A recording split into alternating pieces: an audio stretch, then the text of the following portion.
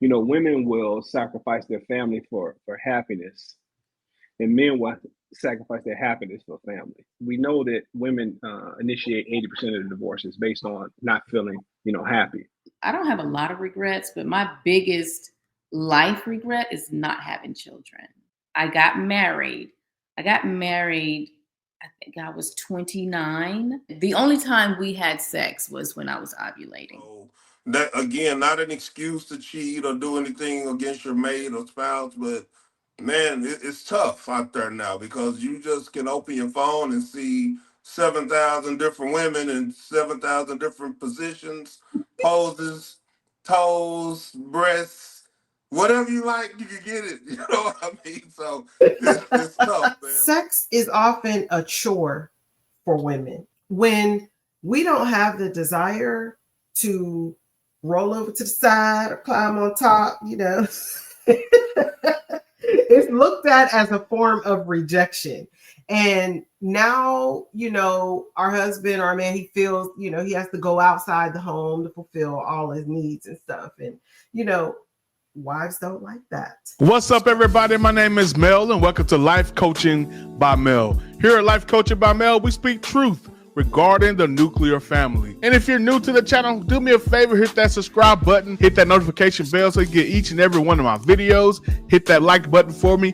Hit me in that comment section. Today is going to be an invigorating conversation that I know you want to contribute to, and be sure to share this with at least one person. Let's get into today's topic. Ladies and gentlemen, I have an amazing conversation for you today. I recently came into contact with a lot of people, a group of people actually I was referring to and speaking with them. It was a bunch of millennials, and they was talking about how fearful they are of marriage, fearful of the outcome of what can happen. They say the inevitable outcome would be divorce or some type of settlement they have to go through where they lose half of their income.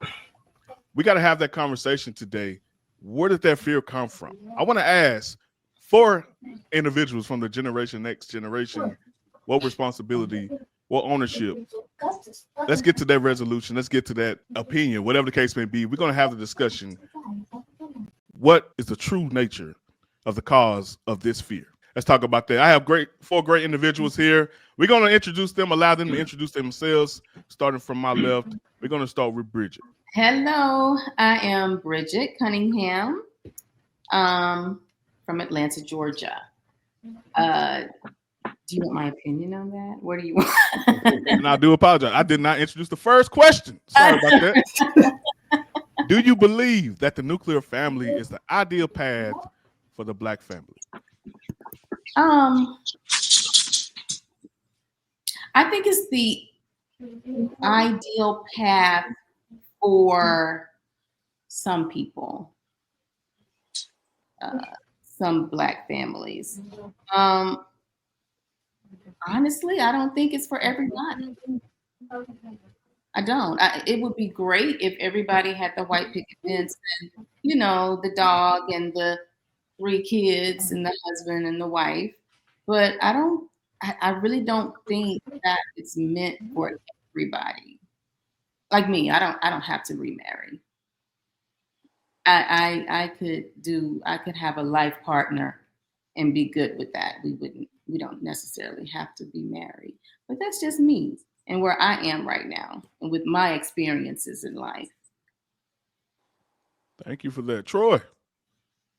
Hi, my name is Troy Knowles. I currently reside in Dallas, Texas. I am the father of 3 amazing adult children. I like to say I'm on the 4th level of empty nesting, and I'll explain that later if opportunity comes up, because there's levels to empty nesting.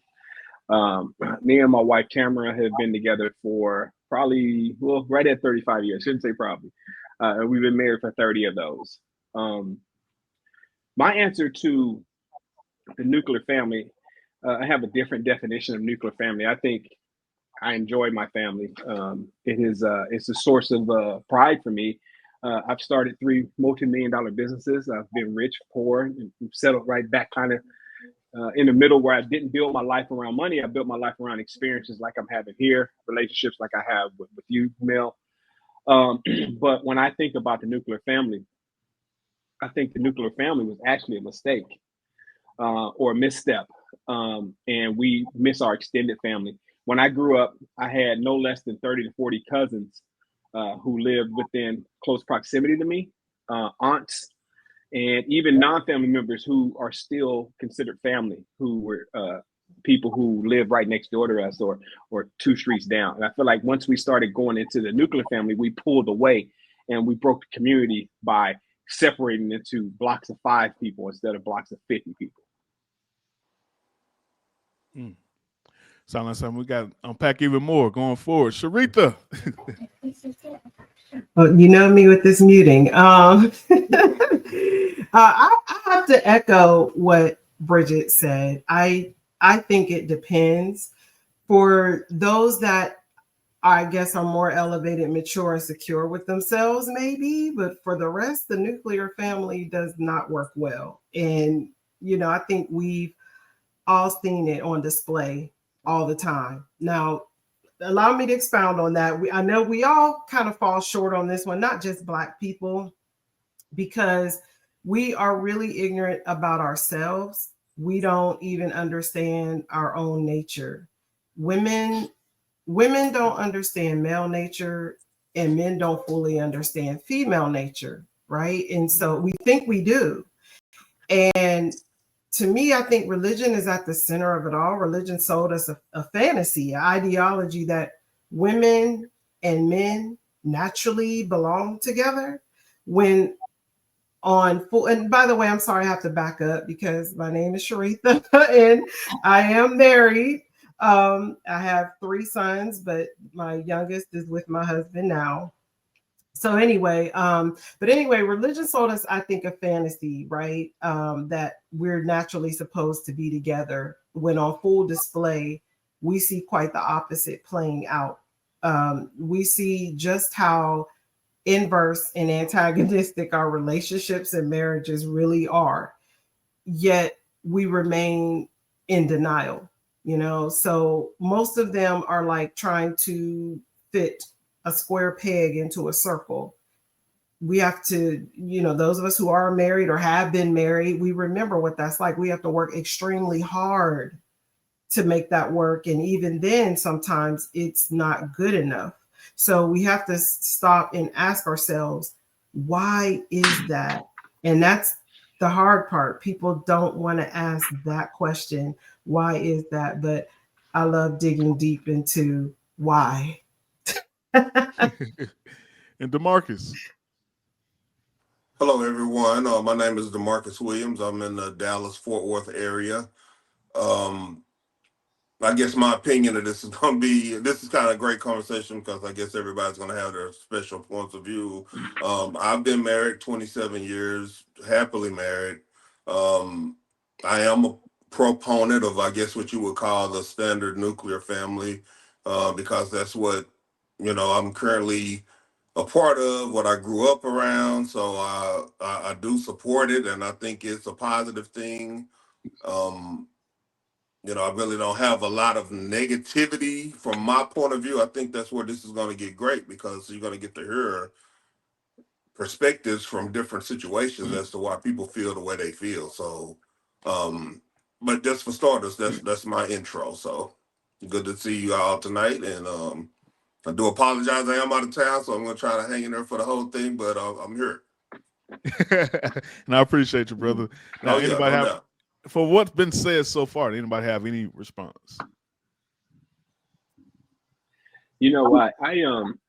It's interesting, you know, I've heard and understand that, you know, the divorce rate, I've heard a couple of stats that surprised me, or not surprised me, but a full 90% of relationships started prior to 30 in, right?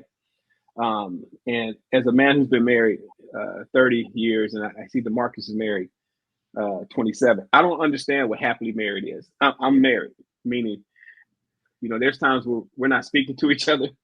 There's times where we're, you know, holding hands and skipping. Well, one of my knees won't allow me to skip, but we be trying to skip, right? And it is the full spectrum that we're dealing with. So I'm in year 30, and I told you on the last podcast, I don't give advice because I've never been in a 30th year of relationship. But the things that we're dealing with in year 30 are way different than what we dealt with in year 5, 10, maybe 15 or 20. And so I like to tell people we're on our 4th marriage.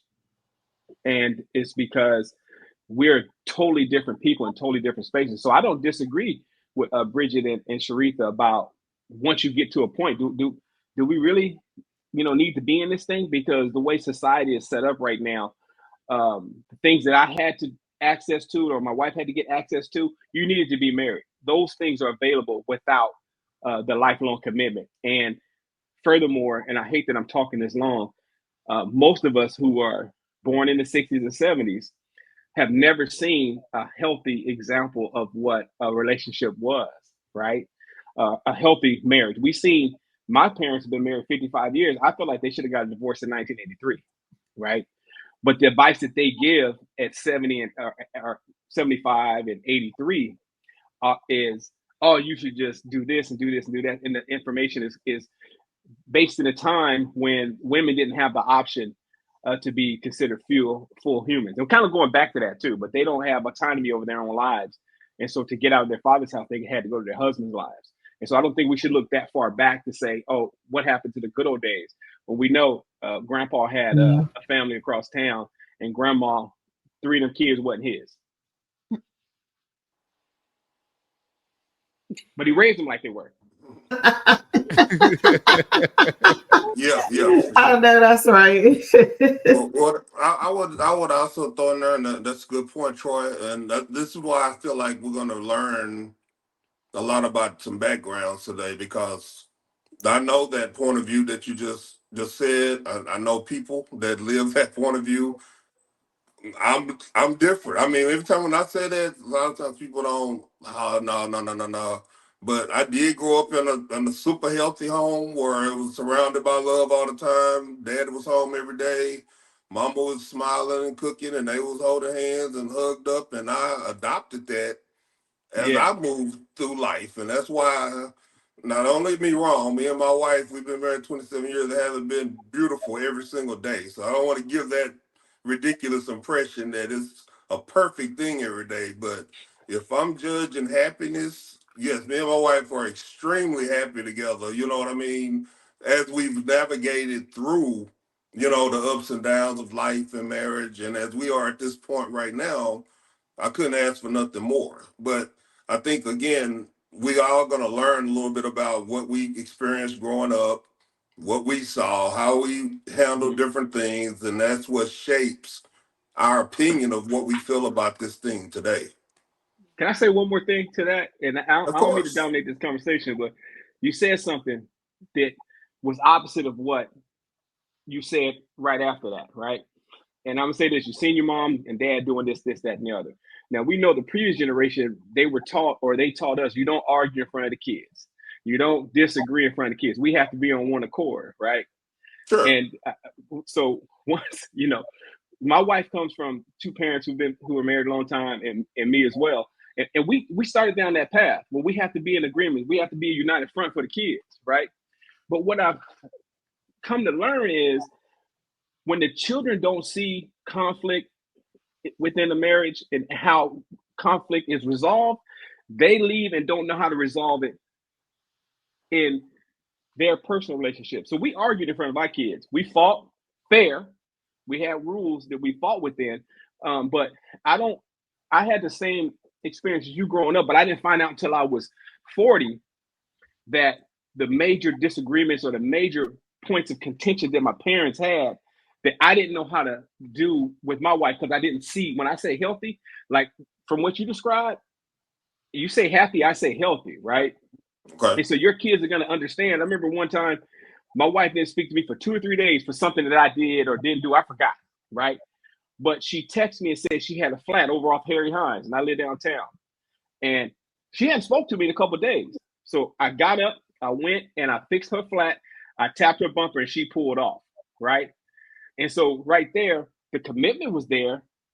The love was there, but we just weren't on the same page. And if I would have been in my feelings, I would have said, well, shit, call AAA. You know what I'm saying? Right. And so in that example, I still covered and protected my wife. whatever she was mad about for, I don't remember. She might have been right. She might not have been right. But I didn't break up the whole thing because because we weren't speaking Of at course that not. time. I'm sorry, ladies. We just Oh dominated. no, That's that just actually Yeah. no, that was a good point that you brought up. It really was. Yeah. Yeah, that's really good stuff. And you guys kind of hit on this next question, so let's dive right into it. The blacks overall struggle with between 72 to 80% of unwed mothers rate. This is a 180-degree shift from the less than a quarter of black infants born to unmarried mothers in the 1960s. Without saying the phrase "white people" or any adjacent phrase, who is most responsible for this shift? We're going to start with Sharitha on this. You gonna start with me, huh? Who is the most responsible for the shift? Yeah, I can't really. I guess I have to back up a little bit. This increase in unwed mothers, I feel was a gradual one. Sorry, you guys hear my son in the background. Back when our parents were born, probably the 40s and 50s and whatnot, women's choices were extremely limited. As I don't know if that was you, Troy, that said that, but I look, for instance, like my grandmother, they had to have a man in the household, as you said, or it was the government that would take care of them. There was also a culture that heavily pushed and influenced women to be made honest, right? So women married or they stayed in relationships, even extremely abusive ones. And, so a lot of times when we hear of couples that have been married for like 50, 60 years, that was mostly because the wife really didn't have much choice, as you've already said.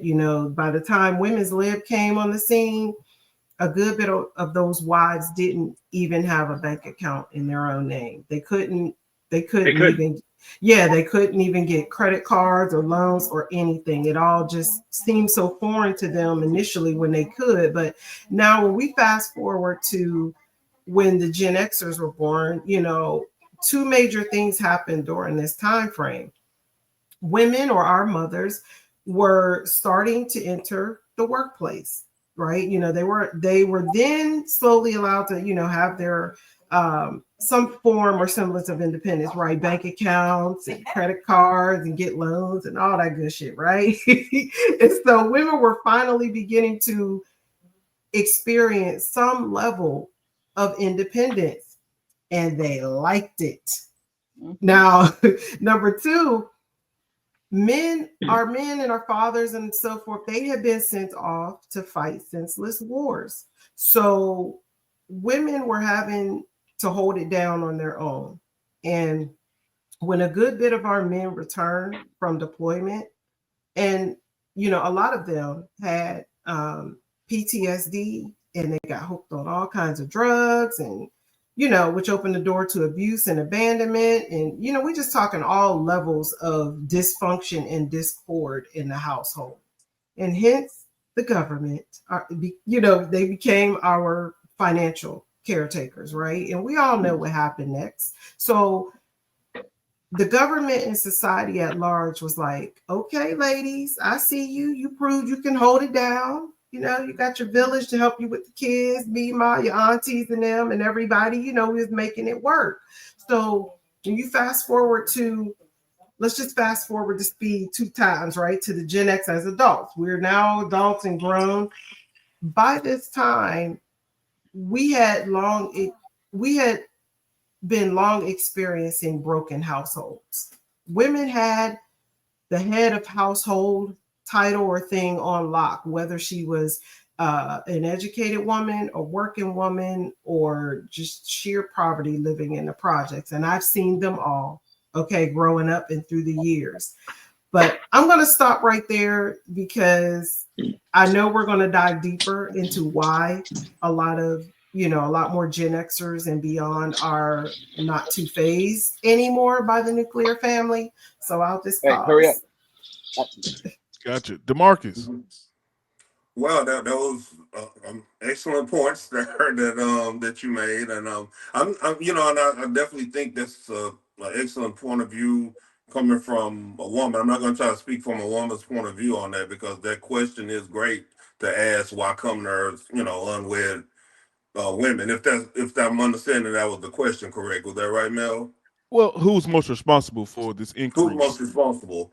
Yeah, I'm gonna say to some degree just the changing of the times, which incorporates a lot of what the young lady mentioned, and also just the shift in women, men, whatever, looking thinking that they can just do it on their own, not feeling like they have to do it. Getting married, of course, is a choice. You know what I mean? It's always going to be a choice to do. So the baby boomer time, that was kind of like what was expected to get married, and we all know the story about that. And as we continue to shift in times, and which is going to be different for millennials too, after our time, who knows what their situation is going to be. But as we continue to shift in time, you just start getting to a place to where people figure out, no, we don't necessarily have to do that. I can make my own money, I can pay my own bills, I can live my own life. I can make my own decisions. It's just a natural growth pattern. And then, you have that choice to make. And I can't put my finger on one particular thing as the reason of it, but I would just probably lean on more just the changing of the times and having those additional options to make those different decisions. Good stuff, Bridget. So the question was who's responsible Yeah, for who would you say is most responsible for that increase in out of wedlock births from the 60s? I think each individual, each person is responsible for themselves. I want to bring up I don't know if you guys pay attention to the Cam Newton story, him and his girlfriend, fiance, whatever she is to him, and the Nick Cannon situation, how he has, I can't remember, 7 or 8 kids by about 6 different women. Too many to count and keep up with. Right. But those women made a decision to have children, not with the fathers, but they're all happy. I don't necessarily think it's they're all necessarily happy because of the money, because I know I'm sure that has a lot to do with it, but I don't think it's the end result. I don't think that's the only thing. But I do feel like everybody is responsible, and as long as everybody is happy and not causing problems, I I don't disagree with it, as long as, because everybody is not going to be able to live their life the same. Everybody is not going to be happy the same, but everybody needs to take accountability for their decisions and raise the children right, regardless if it's in a household that's not traditional or not. As long as the children are being loved, I feel like that's the most important thing. All right, Troy. Facts. It's interesting that we prioritize happiness over function and form and development, right? And I seen a stat. I heard someone said. I heard someone say, women will sacrifice their family for happiness, and men will sacrifice their happiness for family. And so what I see is we know that women initiate 80% of the divorces based on not feeling, happy. And I think, being a married man, you need that balance of, when we say raise children right, what's right? Like, they need their mom's nurturing and things of that nature, but they also need the discipline and structure that normally the father provides. It's funny because it was kind of reversed in my family, but I don't blame anyone in particular for the rise of single parent homes. Back to what I was saying, if a couple was unmarried, their grandmother normally lived very close by, their grandfather, their aunts, their uncles, and so there was not a lack of characters or people in the community or in the house that in the on the street that can help. But I'm gonna tell you what I think is the culprit for all of it. I want y'all to go look at a movie and a report. The movie I want to assign, if I can assign, is called the Pruitt-Igoe myth. It's about the first housing projects in St. Louis, where men who were from the South, who were disenfranchised, who couldn't find jobs, moved up north. And then housing was made available to women and children as long as there was no man present. And men made decisions. And I seen this man who was probably about 40 looking for work and just was crying, saying, I have to leave my family in order for my family to survive. Right. And that gets painted over. And so what people would do is they would come in and look for men's-size shoes. And if there was a man at the house, you lost your housing. And to me, a woman is going to protect those children and that home, right? So watch that. But number two, this report blew me away, and Mel, I'm gonna get it to you. The number one thing that caused the rise in single parent homes was the birth control pill. Okay, because women would normally limit sexual access to men who were of a particular quality because of the risk of getting pregnant, right? And once women were not burdened by laying down with someone and getting them pregnant, they decided that they would compete. And what they're competing for is normally the same man, right? Before, when I was a young man, to get sexual access to a woman, you probably had to hold her hand for 6 months. You had to walk with her. You had to sing R&B songs. And you had to prove that you were worth her laying down with. Now, a woman to give you her body and a baby before you know her middle name, right? But I blame men. I blame men for all unwanted pregnancies because they have the fluid to make it happen, right? That's just me because I'm a man. I hold men accountable, so I don't blame women. But I do blame the societal change and like birth control. Gotcha. Troy, you find a creative way to mention white people, but didn't say it directly. But no, I'm just joking with you. Birth control for white folks. Any responses to anyone's take there? Yeah, I just want to Troy, that was a very interesting point about the women and what's the word? Is it chastity? I don't know. I can't remember the word, but women held other women accountable. They were like, "Nah, girl, don't." But then once they took away that risk of getting pregnant, now women were like, "Hey, you know, it was a commercial saying when the banks compete, the people win." You know But you know what though, I do want to say it, like you said. I mean, it's really both have responsibility. Yeah. Because especially in this day and age, I think it was a little different when women didn't have quite as much liberation and rights and things like that. But I have to put the responsibility on myself and my fellow sisters. I cannot ignore that. We have got to learn to choose better. And that starts with our own mental health and how we govern ourselves and our mind, and that could be spiritually, financially, you know, whatever. We got to do better and take care of ourselves. We are in a position now where we don't need to have a man, I guess, you know, you could say, but there's still a lot of responsibility that comes with that. And it's in such high numbers now. And I think we're going to get to it, so I'm not going to go off on a tangent, but I just want to say, it's not just the men's responsibility. I think we both share a responsibility, but at the end of the day, in this day and age, I think women have more accountability than men. Yeah, I agree. Good stuff. I have two daughters, right? So they're older. And when they were younger, I was telling them, hey, if two lay down, you're the only one who can get up with a baby. You know what I'm saying? And back to what I was talking about, birth control, right? Before, birth control was not giving people sexual access, right?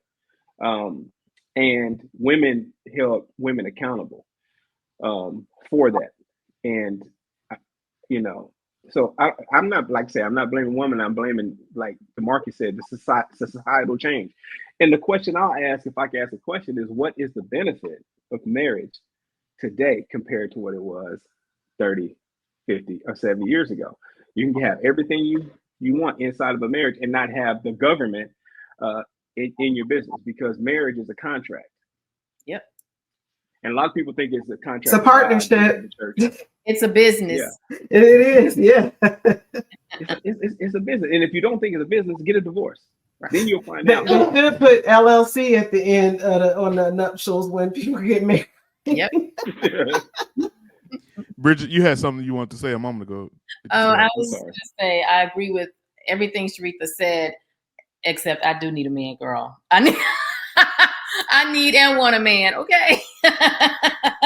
Well, the thing is, women, we are resource driven. Like at the end of the day, we're resource driven. And when you step out of that, needing a man and wanting is two different things. And I think sometimes, what I'm hearing from you though is you want to have a man in your life, but you at the base layer, you don't need one. But there are some women in positions that they actually, I need this man because I can't cut it for myself for whatever reason. No, that's not what. So right. That's why I said for you, it's like, okay, I want you're at that place where you're like, hey, I'm good, either way when it comes to that and finances and resources, but you just want to have the companionship of a man and things like that. Yeah. So but yeah, we slipping down a slope here where, now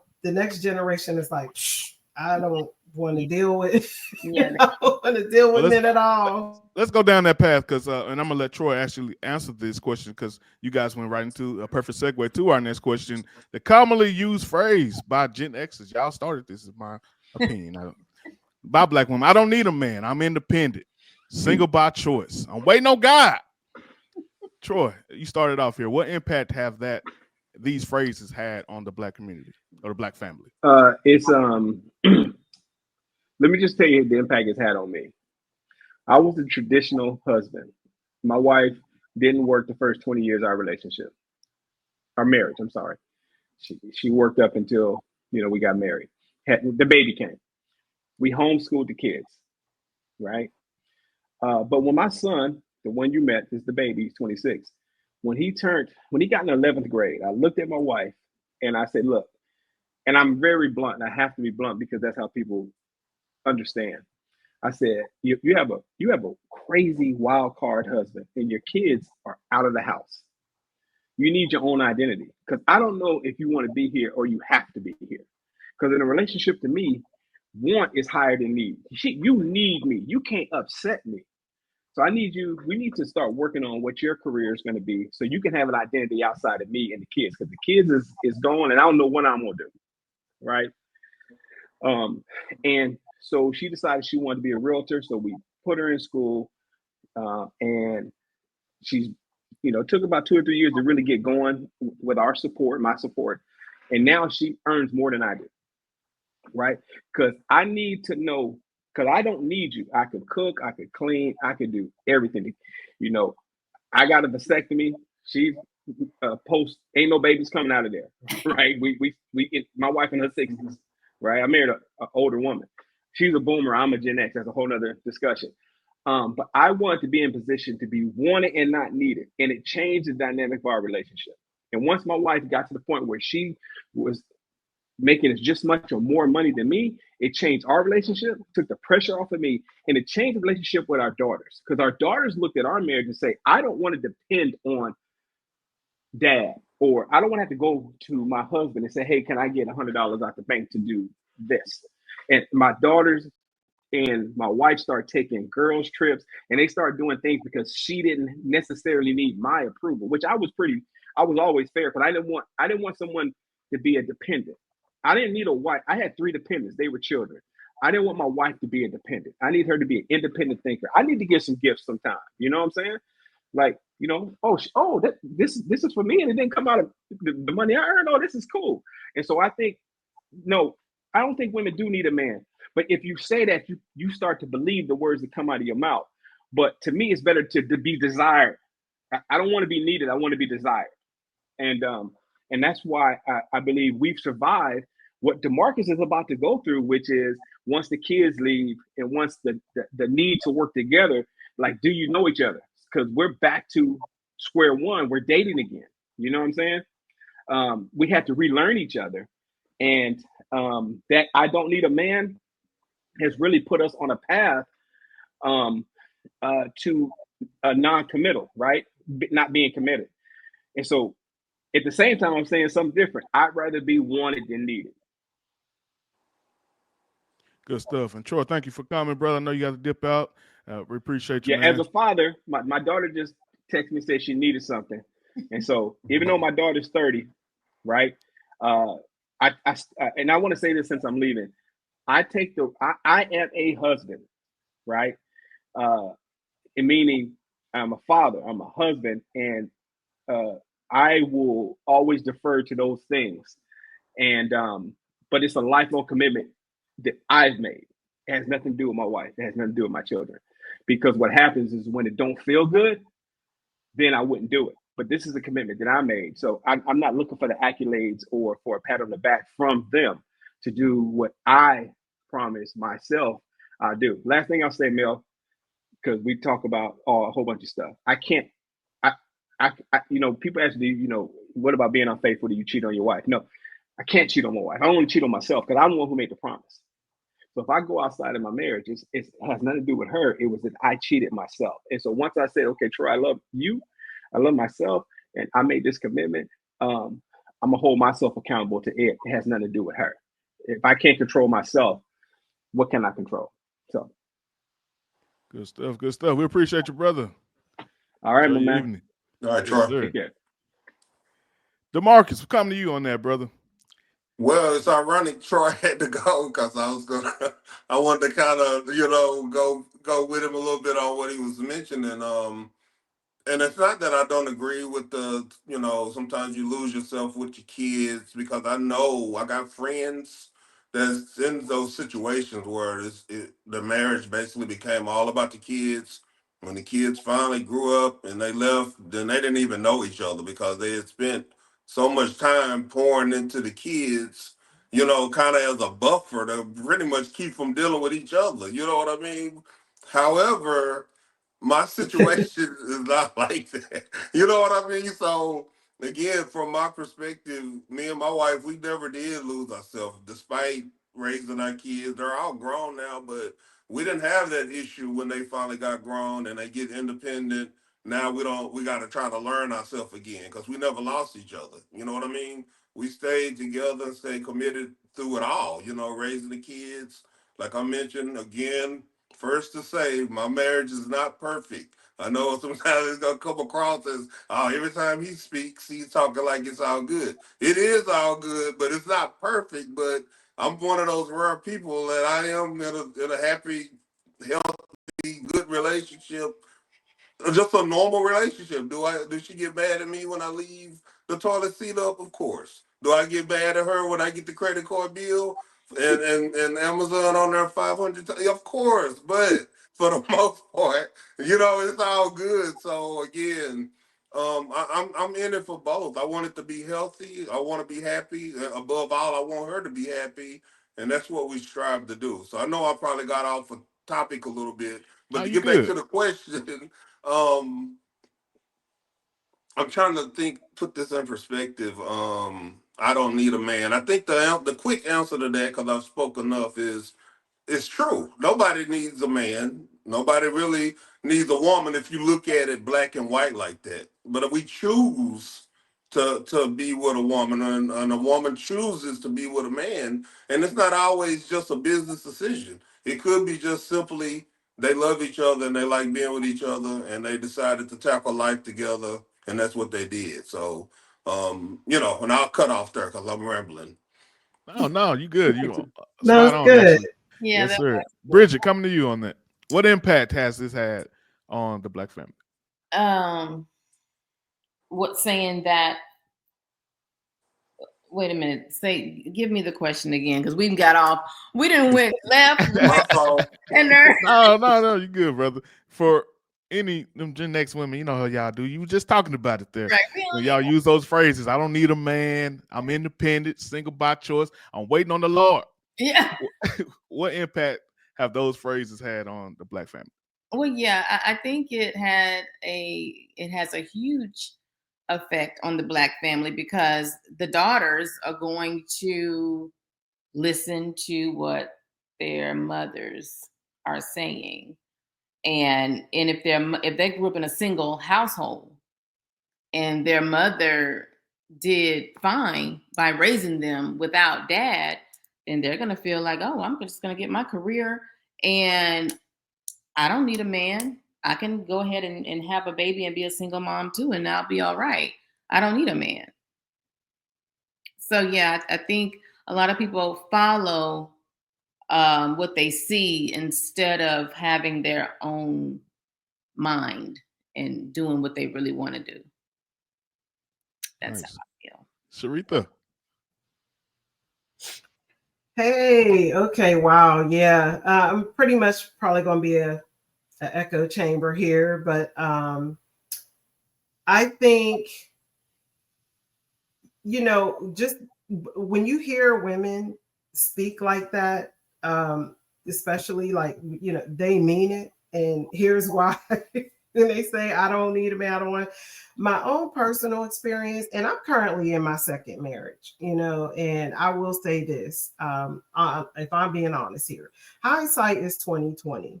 Now, let me preface everything I'm about to tell you with, I was not in abusive marriages. Okay. So I just want to state that, I repeat, I was not abused in my marriages. And yet I was still the happiest when I was single or in between marriages. And there was quite a gap before I remarried. I was happily single for 8 years before I married my husband now. And, he's a very sweet and attentive man.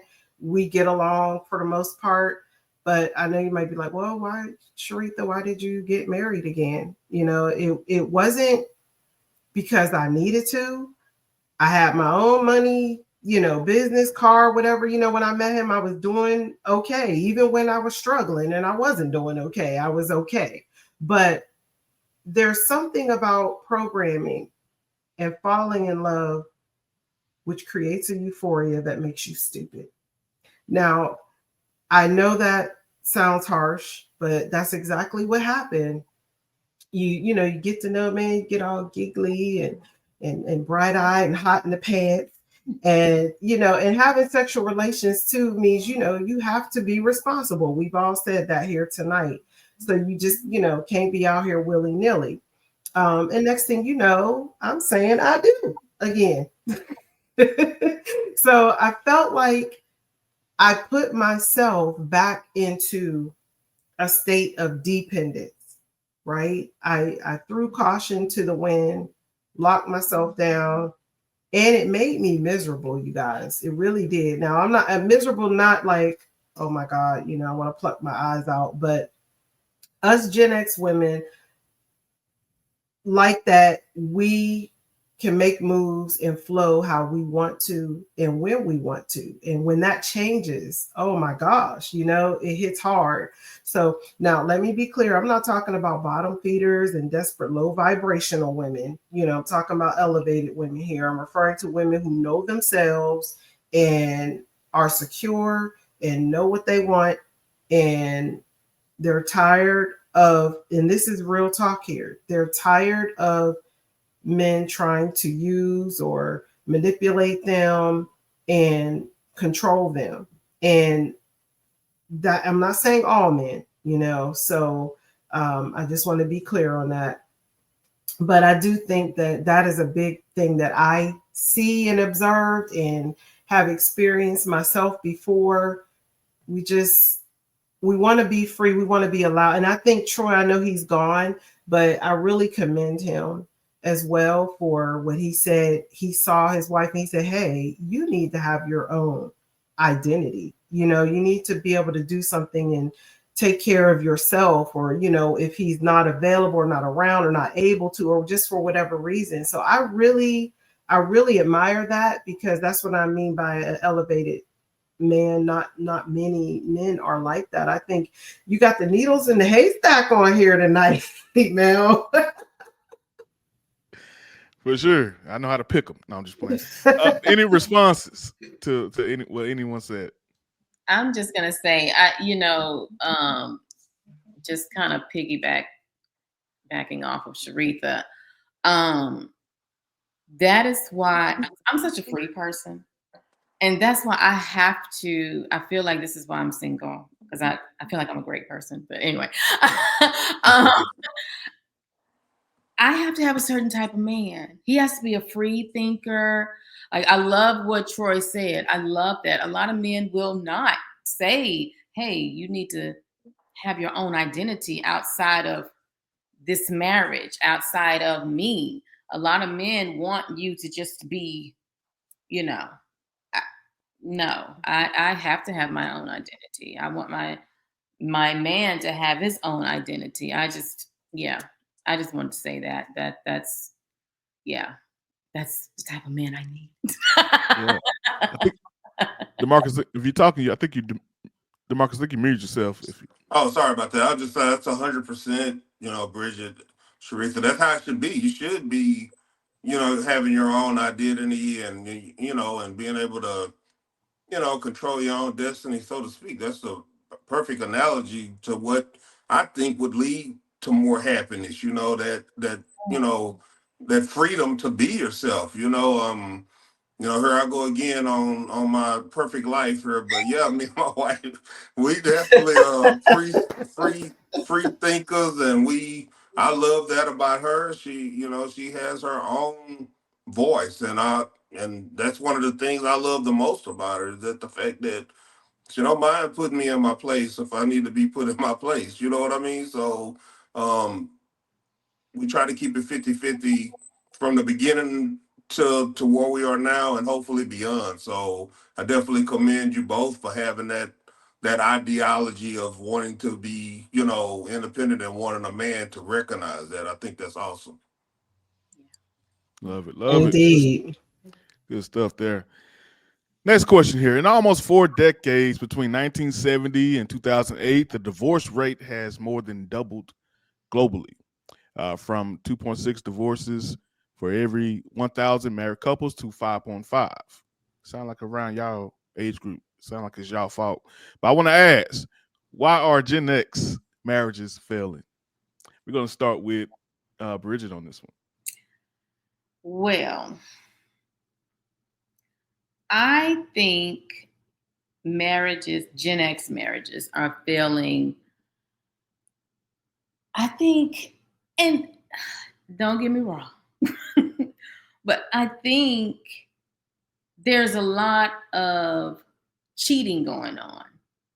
So there's a lot of divorcing going on because of that. And I think people just sometimes get bored, and instead of them watering their own grass, they look at what's greener.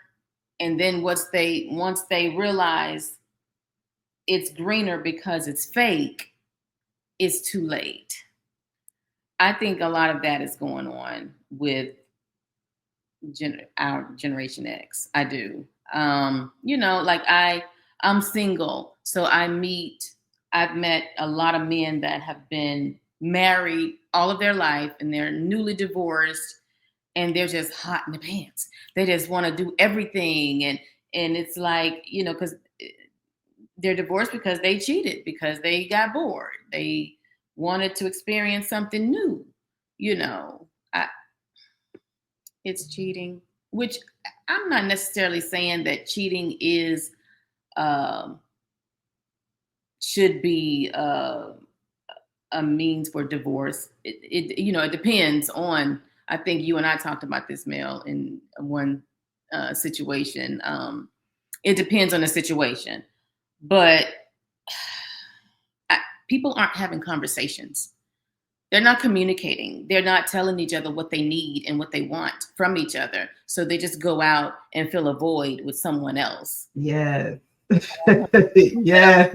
Right there at home, what you can trust, what you have loved. You know, a lot of times people, I think in a marriage, you may fall in love, out of love, in love, out of love, you know, but you got to remember why you fell in love with that person in the beginning, why you married this person in the beginning, and work on that. You know, go back to the root of the relationship and not just say, oh, forget it. Let me go over here real quick. And then that person turns out to be the devil. You know, nobody is watering their own grass. They're just going for something new, and it's new, but it ain't good. Good stuff. DeMarcus. Bridget, that's an amazing point. I was going to actually piggyback off your communication piece because that's so true. Communication is the key, you know, in my opinion. And also, I will sprinkle a little bit of this. I don't know if you guys agree, but the advent of social media as well, when you mentioned about getting bored and the incredible amount of access to everybody's everything now with Instagram and all that, everybody's a model all of a sudden. Everybody's it's right in your face. You can't get away from it. I don't care if you just want to check the weather. Something gonna come down your feed, and it's somebody offering this, offering. You know what I mean? Yep. It's readily, it's so accessible, and it's so easy to get distracted by everything that used to be sort of a mystery is just so it's just regular life now. So that again, not an excuse to cheat or do anything against your mate or spouse, but man, it's tough out there now because you just can open your phone and see 7,000 different women in 7,000 different positions, poses, toes, breasts, whatever you like, you can get it. You know what I mean? So it's tough, man. But again, back to the foundation of communication. If you can keep that solid, you should be fine because there's no reason to go looking for something else when you with your presumed mate, love of your life that you shouldn't be able to work out right there at home. So I definitely agree with that. That's true. Good stuff. Sharitha. Man, you got people on here I can't argue with. I can't argue against. We all think the same. I think why our Gen X marriages failing, just like the market said. I mean, information is social media age of Aquarius. We're in the information age. Women and men, but women now have like way more access to information, which gives them options and the power to choose. As I've taken us back over the history of kind of what happened with us, and when there was a time when we did not have those freedoms. Women, we came to the conclusion that we've been tricked about who we are and who we should be. And now society is set up such that women can now make choices. We don't have to stay in horrible marriages. So now, we can leave just like men can leave. So, and also, like, just to mention with the communication, as a woman, I have to speak from that point of view, but there's much to be desired in that department when it comes to men. Okay. It's the most men, not you, DeMarcus, though, not you or Troy. Y'all different. And my husband as well. He's not bad. We got some room to grow, but it's no secret that women tend to be superior communicators. And that's mostly because we have different brain structure and wiring than men. For the most part, men, y'all don't want to hear nothing we got to say half the time. Right? Tell the truth, shame the devil. Communication is like huge for us, but we don't get it enough. Which is why women got to commune a lot with each other, because men, y'all do things differently. Now, I want to add to that sex, despite popular opinion, sex is really, and I'm going to speak some real hardcore truth here. And again, ladies, if this does not apply to you, and the shoe, if the shoe fit, wear it and buy a purse and a belt to go with it. But if it don't, then okay. Sex is often a chore for women, especially women who have children or they work. We're tired, we're drained. Sex for women is more mental and emotional than it is physical, right? We fall in love with the fantasy of you. For men, it's mostly physical. I mean, I'm not saying it's all physical, but it's mostly physical. And when we don't have the desire to roll over to the side or climb on top, it's looked at as a form of rejection. And now, our husband, our man, he feels, he has to go outside the home to fulfill all his needs and stuff. And, wives don't like that. And and I think you mentioned it, Bridget, that the infidelity and things like that, creep in. So where do we begin to like reconcile all of this? I have no idea. So if I got this right, Gen X ain't nothing but some cheaters. That's what y'all trying to say. It ain't. Is there anything, if y'all have to rack in y'all brain, is there anything other than seriously specific to the Gen X that's maybe different than what millennials or boomers are experiencing? I think millennials are more open about their sexuality. And, you got, especially, if you're listening to the music that's out here now, I heard one of the rappers like, my girlfriend got a girlfriend, and everybody is this fluid, right? But Gen Xers, we're on that line of, we remember, we were like, in that age range where we were young enough to remember what it was like to have that traditional nuclear family. There was some chastity there where women was like, oh no, you had to do. But then at the same time, we were going through this other phase of liberation with things. And so our generation was caught, I think, right there smack in the middle of, two things here.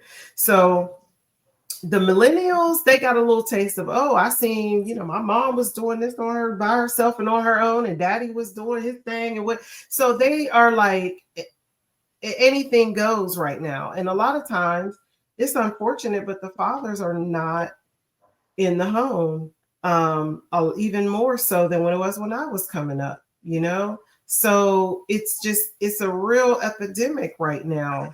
And that's why I think a lot of these, millennials and Gen Zers, they're so fluid with everything because there was no model structure there for them to follow. But they have untamed energy out here, and that's not good. That is scary. And that's why we're seeing what we're seeing now. If you look at them, they don't even respect Gen Xers or the elders anymore. But that's a whole nother podcast, Mel. Yeah. You guys have anything to add to that, or now we can move forward? I was going to say, Mel, I think you may remember me saying what Sharitha said about women feeling like sex is a chore. That was on our very first podcast. Yeah. I think and I'm not trying to blame everything on men, but a lot of times, especially if a woman is working, she's coming home and then she's cooking, she's trying to clean, she's trying to get ready for the next day, and then all of a sudden the man wants sex. Men need to realize that foreplay starts before the bedroom. And in order for a woman not to feel like sex is a chore, you gotta kind of, if she's tired, you can get her in the mood with, if she's in the kitchen cooking, just go up behind her and kiss her on the neck. Do something, just lead into it. Not just as soon as you get in the bed, you climbing all on. That's I will say, Bridget, I definitely want to be on that panel when we get into that, because I can speak on that quite a bit too. Okay. Just FYI. Okay. Because I agree with you 1,000,000%. You know, Yeah. it's a lost art of, you know, people understanding that it's not just climb on top of somebody and, you Yeah. know, and then roll over and go to sleep. Yeah. No doubt, no doubt. But we'll say that for a later date. Let's go to our next question here. So, a statistic survey in the U.S. revealed that 27% of the respondents didn't want to get married in 2017. Millennials, Gen Zs, are rapidly losing interest in marriage. Now, these are y'all kids. These are y'all children. What role does Gen X have to play in this? We're going to start with DeMarcus. Well, yeah, I will. I mentioned this a little bit earlier, and also Sharitha was kind of talking about it just now. It's just a shift in the times. You know what I mean? It's like the baby boomer time back in grandma time and all that is a different situation. You know, it's like, yeah, you get married, nobody asks no questions. That's just how it is.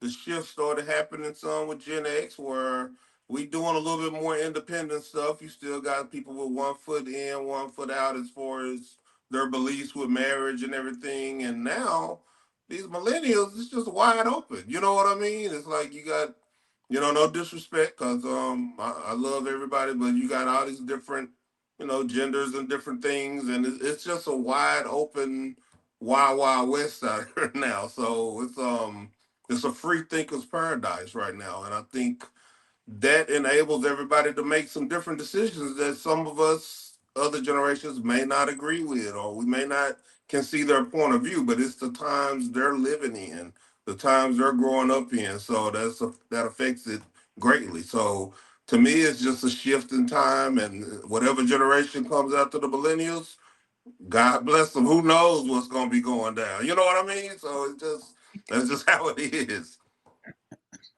All right, Sharitha. Oh man, that is hilarious. But yes, so true. Um, what was the question? What role do we play or something in their losing Right. interest? Um, I think, I guess, again, from this woman's point of view, we know what we experienced and how it makes us feel. And so I think our children kind of look at that and they see what happens with us. We don't we don't really give much credit to just how much our children observe. They're sponges. And even though they don't say anything, and that's the one thing too about this generation, you know, because we didn't have all of the technology and things and phones and social media, we were forced to kind of talk and learn to communicate. This generation don't. My son could be, the oldest son could be in the same house with me and want to send me a text, and he's sitting on the couch across. I'm like, boy, you gonna talk to me? So there's no communication to really let us know, or feedback mechanism to let us know that they are observing and watching and taking in what we're going through and dealing with. So what we as women do, we often encourage, you know, our children or our sisters and our daughters and our nieces to learn to stand, you know, on their own. Okay, you know, stand on your own. You can want a man or a husband if you want, but you know, not because you need to. And I think also, um, women in this generation with Gen Z and stuff are recognizing that men deep down want or need companionship and sex and family or whatever, but don't necessarily want to hear or respect our feelings and emotions. And it can go both ways too. You know, we're now discovering that most men, not all, as we've seen here on you guys on this panel, and you know, those some of us near and dear to us, not all, you know, they just don't have the capacity to relate to us on that level that we want and need. So it becomes, you know, this tug of war. But the younger generation does not want to, they don't want to play game. It's like they don't have the patience, right? Or the tolerance for it. Gen Xers, we have it a little bit, but they have been watching us growing up, and they're like, I don't want to be bothered with that. And I know that to be the case because I've spoken with quite a few millennials and Gen Zers. And yeah, they're like, no, there's like, I saw what you went through. I've witnessed this, I've witnessed that. I don't need that. I don't have to deal with it. I don't have to put up with it. So yeah, that's what I think. Good stuff, Bridget. I've talked to different Gen Xers, millennials, and I'm going to speak on the men's side. The men don't want the responsibility of a relationship. And I'm like, the responsibility. But I guess it's a huge responsibility, and they just don't want that. And then the women, it's like they want it, but they don't want the full commitment. Yeah. They don't want the full commitment, so I don't know where that came from. I don't know. I get it. But it's not, okay, I'm not going to say it's not how I feel, because I think I'm on the fence a little bit. Like, I have one of my guy friends, he's traveling the world. He said, Bridget, I wouldn't be able to do that if I had a wife and kids at home. If he's just going from country to country to country to country. And he's trying to just figure out where he wants to live. And then he said he'll settle down. I have another friend that he's just doing everything he wants to do. He said, I don't want to have to tell someone where I'm going, or say, hey, is this okay? Or, he said, I just want to get up and do it. I don't want to have to think about somebody else's feelings. So that's what's going on. I think people are not wanting, they just don't want the responsibility. They don't want to have to think about someone else's feelings before they make a decision for themselves. Gotcha. Any responses to anyone's take? So I have a question, and it's, feel free to not answer if you don't want. Do you personally take any responsibility for either, in DeMarcus and Sharitha's case, for your children's, want to be married, or in Bridget, in your case, maybe the millennials or Gen Zs around you and their want to be married? Do you take that personal? Let me make sure I'm understanding the question. You're saying, do I feel responsible for whatever decision my kids end up making as far as that's concerned? Correct. And I would say their desire to be married. No, I don't. No, I don't take the responsibility, but I would understand if they drew inspiration from what they saw or what they perceive my relationship to be, and say, hey, I want to try to have what daddy and mama got, Now, of course, that could be predicated on what it is mama and daddy got. Because, of course, if they saw me and mama fighting all the time and throwing stuff at each other, then they may probably say, I don't want what mama and daddy got. So I think it's going to be their perspective of what they saw, and if they feel it was genuine, and, that could influence what they decide to do. I don't feel like I'm directly trying to influence them with the way I'm, living my life. And I would love for my son to see how I treat his mom, and think that's the right way to go about it. But, at the same time, I also got to understand, trust me, I've tried. I can't control another person, not even your kids. They're going to do what they're going to do. So, but I hope I've laid out enough positive vibes and examples that they would follow it. But again, I can't control that at the end of the day. Sharitha or Bridget, if you want to answer. Yeah, I'll answer that. I actually encourage, and I have sons. It's funny. My oldest is 33, 27-year-old, and then a 10-year-old. Yeah, go figure that one. But my two oldest ones, you know, they I think that they know me enough. I've had enough conversations with them to let them know that you have your own life and it's your journey.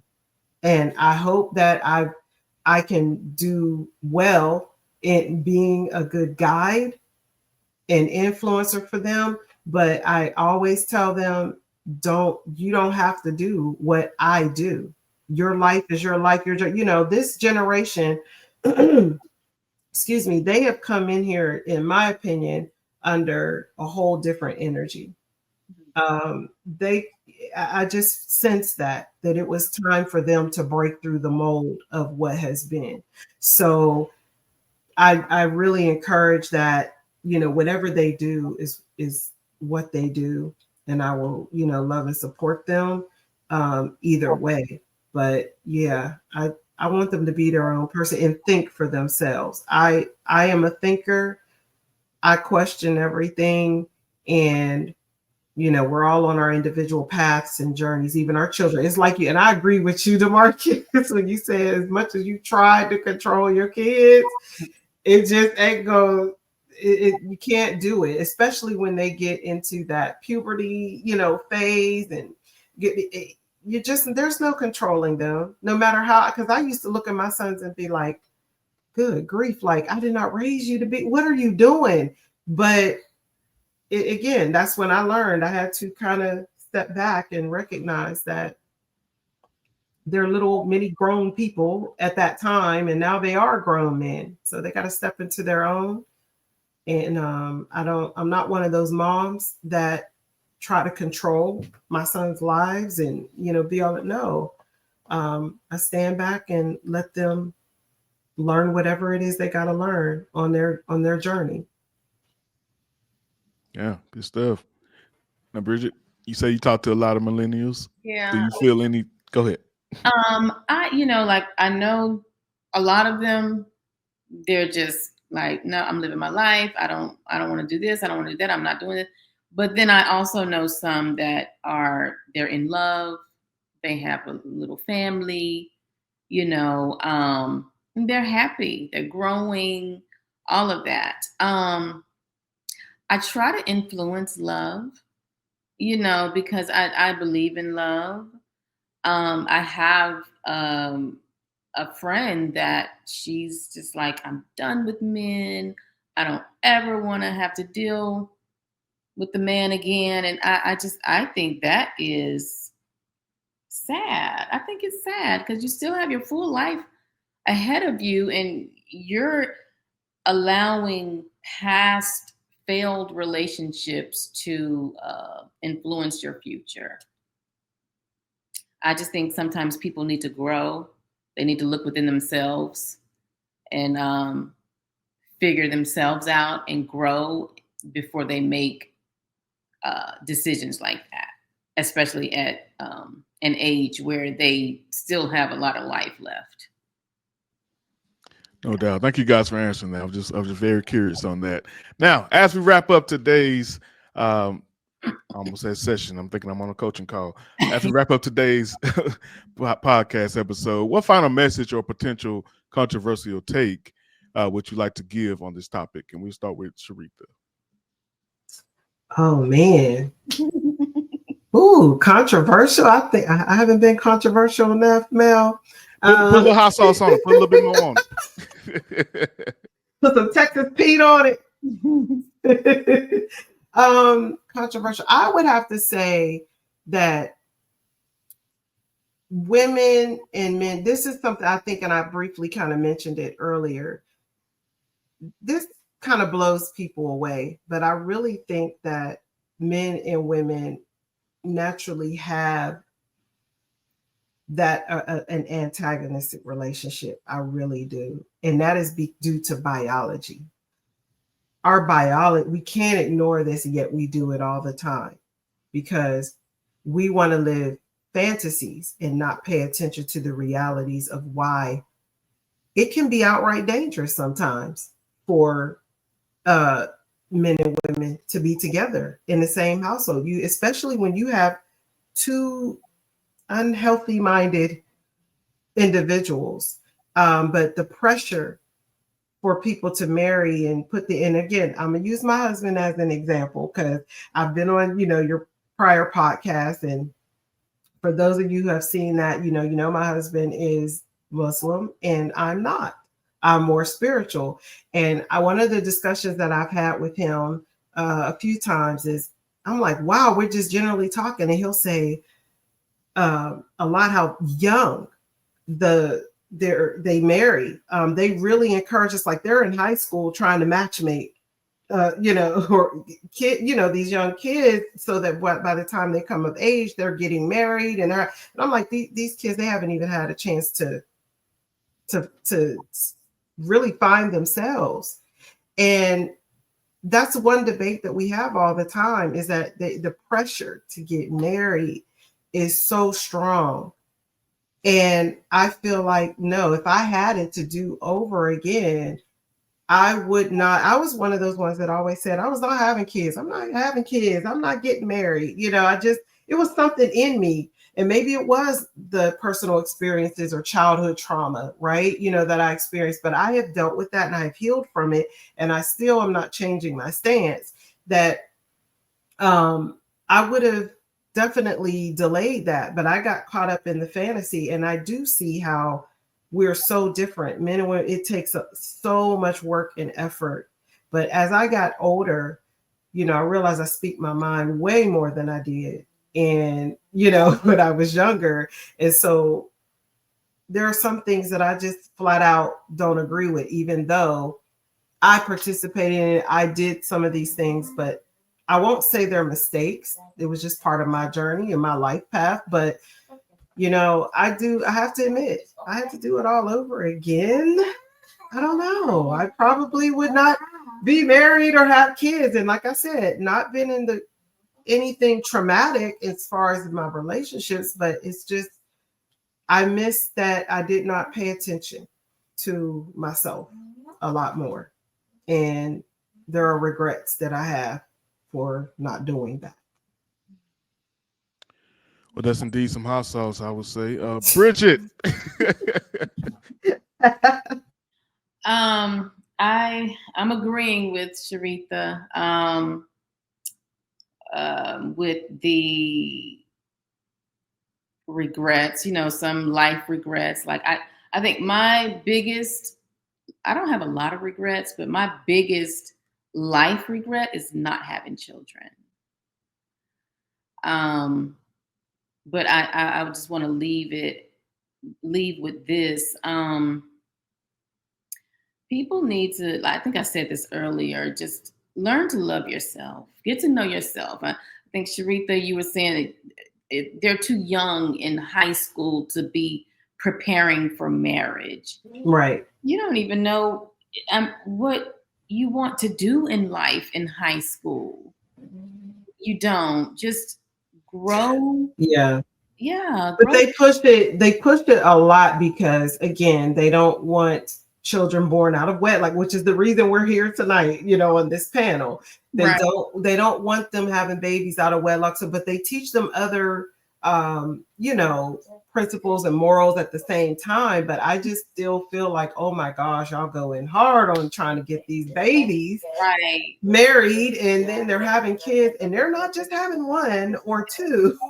When they do have children, it's a lot. And then you find that the young woman is trying to, now she has her village, mind you, but it's just, I'm like, wow. To me, I view it as that is traumatic. Yeah. But because it's the culture that they have. So I don't, deep down, are they really happy? I really don't think they're really happy. I had back years ago when I lived in South Carolina. Some marriages are arranged. Let me tell you, I met, I'm sure you know who this is, Benjamin Muhammad. And I don't know, I'm assuming this was not his only wife. I don't know. But she looked like she was about 19 years old. And I was working at a radio station at the time. Be careful. That's what got Malcolm X killed. I'm just saying, you know. I was working at a radio station at the time, and I was over there in the corner, you know, because I was about to talk to him. And so, you know, I was putting some lipstick on and, you know, doing my hair. And she was looking at me like, I wish I could do that. And I saw it in her eyes, because that's the only thing I could see, because everything else was covered. I saw it. And then when she realized that I saw her, she looked down. And I felt so bad for her. I did. I'm like, this girl is not happy, not for real. She's young. She's just not to say that being a wife is nothing, but she doesn't even know who she is. She was his wife, and she's following up behind him because that's what she was taught to do. Exactly. Only life. Yeah. Yeah. Mm-hmm.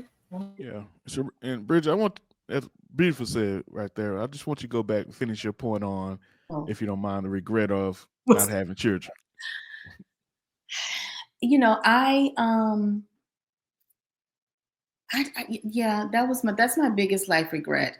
I said when I was younger, I don't want children. I don't want children right now. I don't want children right now. And then when I got married, I think I was 29 when I was married. And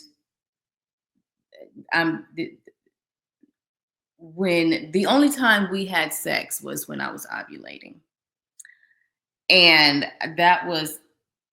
it was like I would be, when I would come home from work, I would have to, you know, they have the little ovulation kits, so see if I'm ovulating, and then we would have sex, and that didn't turn me on.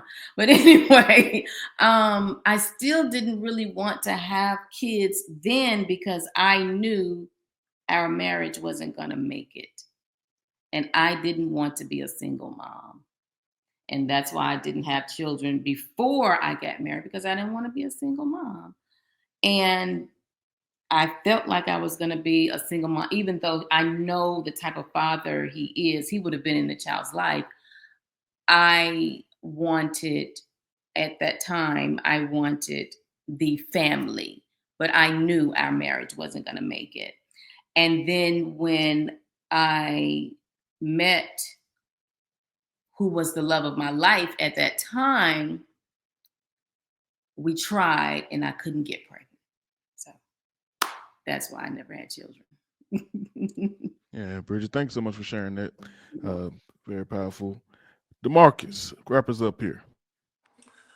All right, and before I close, I just want to say, Sharitha, Bridget, it has been a pleasure sharing this stage with you both. Yeah, likewise. The insights I've heard from y'all tonight really refreshing, and you both are two amazing women. I never met you, but I know that just from hearing you speak, and so I really enjoyed that. So thank y'all, first of all.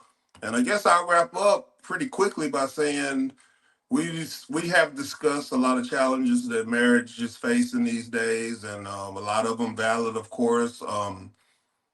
Marriage kind of takes some body blows right now, but I will still say, I won't advocate for marriage, because I still think it's something that can work, but it does need to be nurtured with a lot of love, a lot of communication, a lot of understanding.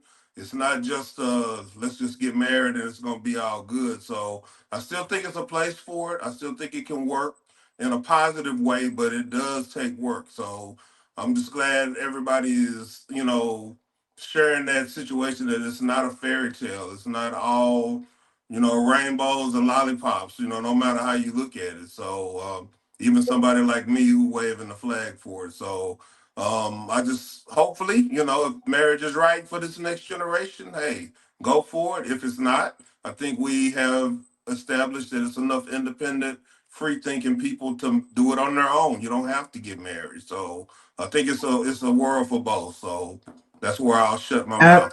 Absolutely. Yeah, I agree. I agree too.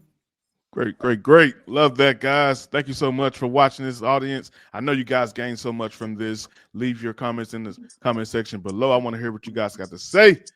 DeMarcus, Bridget, Sharitha, Troy as well. Thank you guys once again. Hope you guys enjoy your evening. Hey, what's up, everybody? My name is Mel. Thank you for joining my channel. Thank you for checking things out here. Oftentimes, we go on people's pages and are like, man, what is going on here? What is the purpose of this channel? So let me be clear. The purpose of this channel is to speak truth regarding the nuclear family.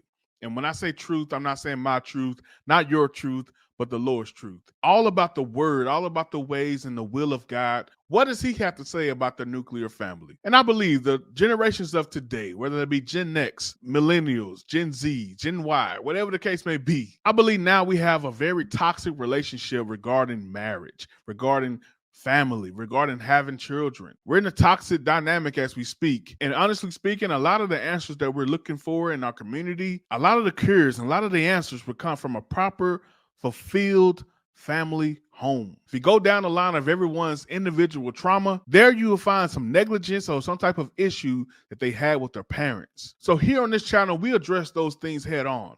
We don't place fear in those issues and avoid the topic. We do what Jesus did. And when he said, don't assume that I came for peace, but I came with a sword. I came to turn family members against family members if it means you following me. If you have to cut them off, if you have to address them and have arguments for you to follow me, so be it. And I think at this point in our society, we're at the so be it stage. So here at Life Coaching by Mel, I'm all about bringing healing to that. And the number one way to do that is have honest conversations. So if that's something you like, that's something you're into, that's something you really want to be a part of, be sure to hit that subscribe button. Be sure to comment. Let me know what you think about everything. I do my best to respond as often as I can. I want to hear from you guys. This is not about me. It's about healing our nation, healing our states, healing our cities, healing our community, healing our homes. Love you guys. Take care. Let's go.